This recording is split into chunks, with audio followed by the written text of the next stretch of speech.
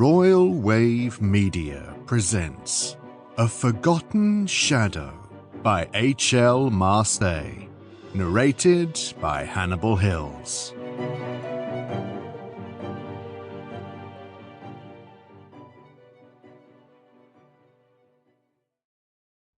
Chapter 1. Down 3. Yes, Doctor, I count in the great outdoors 11 letters. Detective Chief Inspector John Shadow stared out across the heather-covered moor. He watched as the August sun blazed down on the tweed-clad gamekeeper strolling back towards his Land Rover. With his collection of excited spaniels and Labradors bounding alongside him, he turned and gave Shadow a friendly wave goodbye. It was a quintessential English summer scene, and Shadow would have appreciated it more were it not for the dead body lying in the copse behind him. He was still feeling queasy from having to look at it.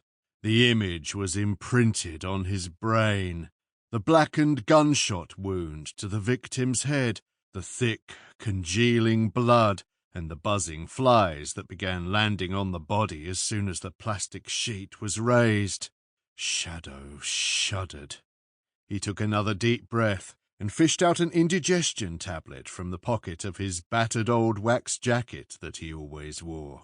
When he'd left Florence, his narrowboat, that morning, a low mist had been hovering over the river, giving no hint that it would turn out to be one of the hottest days of the year. So now, on top of everything else, he was sweltering. He popped the chalky tablet into his mouth and waited for it to dissolve.